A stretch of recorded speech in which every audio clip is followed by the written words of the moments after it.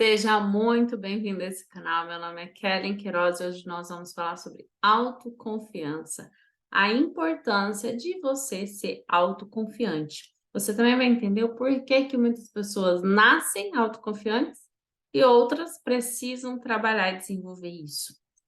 Fica aqui comigo até o final para você entender qual que é o seu caso e como que você pode resolver isso aí dentro.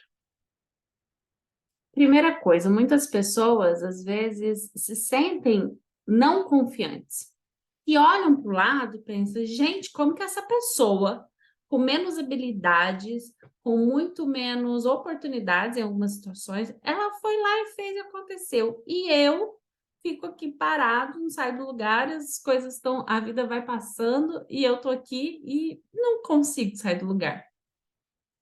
Quando crianças, nós vivenciamos experiências.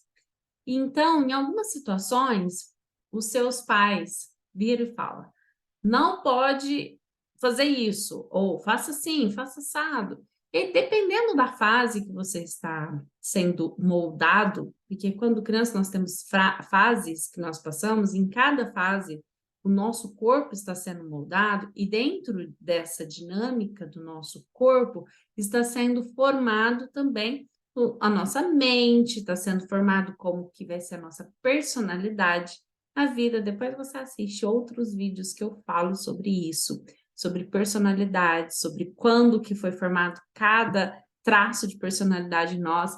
É bem interessante. Vou deixar aqui o link, depois você clica lá para você assistir e entender mais sobre isso, tá bom? Mas dentro dessas fases onde você está vivenciando, experienciando coisas novas e querendo explorar o mundo. E aí você sente que você é barrado, você quer fazer. Eu quero colocar o dedo na tomada. E a mãe fala: não pode, porque isso dá choque. Isso te traz o quê? Um conhecimento do que é o seguro. Em outros lados, em outros momentos, eu quero pintar uma unha roxa, uma unha verde, uma unha azul. E aí a mãe fala: não, não é assim que funciona, é ridículo, ou não sei. Tem situações e situações. Às vezes a criança ela quer explorar o mundo colocando uma meia colorida, fazendo coisas que às vezes os pais, por conceitos, eles olham e falam: não, isso não pode. Você não pode ir para a escola vestida de bailarina, não é assim que funciona. Esses nãos que nós vamos recebendo vai depender de como você internaliza eles. Em algumas situações onde você vai começando a internalizar como não posso, não sou aceito, do jeito que eu faço está errado. Dependendo de como você internaliza isso, por quê? Porque isso depende de como é passado para você, sim, mas também depende de como você recebe isso. Depende muito tanto do externo como do interno. Então, os dois pontos são importantes ser analisados. E mas vamos supor que uma mãe, ela já coloca lá a roupa em cima da cama, todas as vezes que você vai sair, você já sabe que você tem que usar. Você já sabe que é só colocar daquele jeito. Ou eu tenho uma mãe muito exigente, que o jeito que eu acho que eu deveria, eu até coloco, me exponho minha opinião, mas ela não aceita, é assim que é para ser, e para ficar bem, eu preciso respeitar a decisão, a opinião dela, do jeito que ela quer. Eu estou colocando mãe, mas vocês podem considerar isso como qualquer cuidador. Pode ser o pai, pode ser uma avó, pode ser qualquer pessoa que seja a pessoa responsável por essa criança nessa fase. Então, quando eu quero expor minha opinião, ou quando a minha opinião nem é perguntada, colocado lá a roupa para eu poder usar que eu quero, que eu preciso fazer, eu começo a não ser permitido existir. Então, eu preciso adequar ao meio. Quando eu vou crescendo, eu vou tornando adolescente, eu começo a rebelar. E aí eu tenho dois comportamentos. Ou eu me rebelo no sentido de eu vou ir contra tudo isso. E aí, quando o adolescente rebela, ele não é mais no argumento, ele já vem no, na agressão de eu vou romper isso daqui. E quando isso acontece, os pais se sentem ameaçados. Por quê? Porque ele quer impor a verdade dele a todo custo. E isso faz com que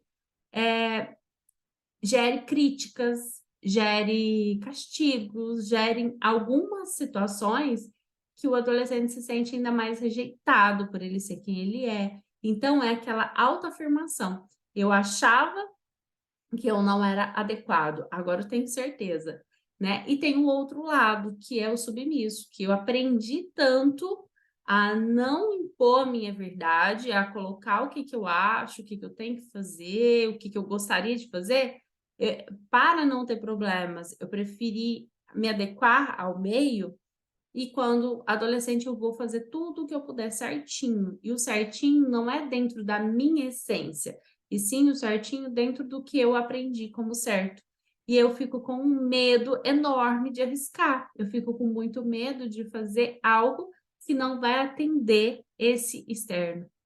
Quando eu tenho esses comportamentos, essas coisas vão se moldando no decorrer da nossa vida, quando adulto, se eu sempre tive tudo na minha mão, ou eu sempre tive um método que eu tinha que seguir, e eu sempre fui obediente. Quando eu estou diante de uma faculdade, de um trabalho, de um namorado, de a escolha de uma casa, às vezes até mesmo de uma blusa azul ou a verde, qual das duas? Eu começo a ter tanta insegurança em escolhas, por quê?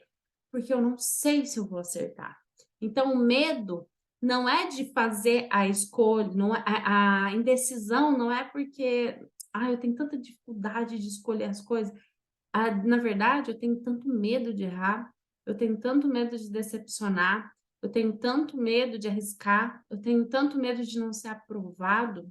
E se eu comprar azul e o certo era comprar verde? Conscientemente, você não tem esse raciocínio, mas é isso que acontece lá dentro. Então, eu deixo de tomar uma decisão, deixo de escolher algo, por quê? Porque dentro de mim, meu inconsciente diz: não faz isso, pode ser que não seja a melhor opção. E aí isso te traz o medo de arriscar. E o outro que se rebelou, ele começa a ter ações, ele vai para a vida, mesmo adulto, ele faz as coisas e ele pensa: ninguém vai concordar com isso que eu vou fazer, mas eu vou fazer assim mesmo. Mas mesmo assim, dentro dele, ele está muito chateado, porque ele pensa o quê? Qualquer decisão que eu tome está errada. Dentro dele, ele tem uma certeza dessa, porque ele não está colocando a essência dele no sentido de eu sou isso, se aceitando. Ele coloca para fora o que ele quer fazer, mas muitas vezes ou ele está indo como um protesto a tudo que ele viu, que às vezes até era bom que ele poderia repetir, mas ele, por protesto, ele continua tendo ações que ele olha e fala: vou agir dessa forma. Em algumas situações, para implicar o que ele viu como um padrão, eu vou contra tudo que eu aprendi, porque nada daquilo presta. Ou ele, mesmo tomando uma decisão que faz sentido para ele, ele ainda tem aquela sensação de que, vou fazer isso, mas as pessoas vão me julgar, as pessoas vão criticar, mas é assim que eu vou fazer. Mas a pessoa não tem paz com ela mesma. Ela, dentro dela, ela não se sente segura, ela sente simplesmente que ela está decidindo, mas ela não sente de verdade. Eu faço isso porque é assim que tem que ser, porque é assim que faz sentido para mim. E tá tudo bem se as pessoas não concordarem. Ou elas nem pensam se as pessoas vão concordar ou não, porque tá tudo bem para ela. Então, a insegurança, você se sentir inseguro, vem desse lugar de você olhar para a vida hoje com um olhar adulto, porém, esse olhar ele foi construído no decorrer da vida. Então, para que eu consiga hoje, se eu sou uma pessoa insegura, eu preciso me tornar seguro. Então, eu preciso me tornar uma pessoa confiante, uma pessoa que acredita em mim, uma pessoa que acredita nas minhas capacidades, uma pessoa que acredita em quem ela é. Então, quando isso acontece, eu me torno autoconfiante.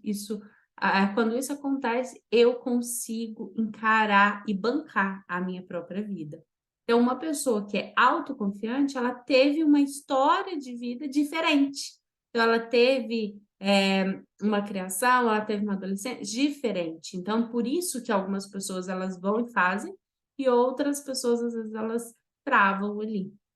Então, esse movimento acontece, e para que você consiga ter essa autoconfiança, é preciso fazer aquele movimento contrário, de olhar para essas dores, entender o que cada coisa aconteceu, resgatar essa criança desse lugar, acolher e entender agora quem você pode ser, o que você precisa fazer de agora em diante.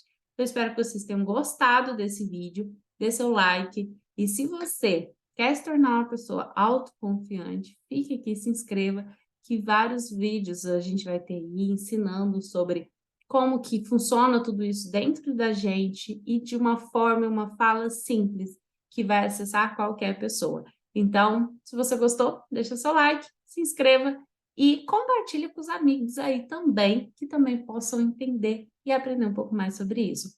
Um beijo e deixem seu comentário.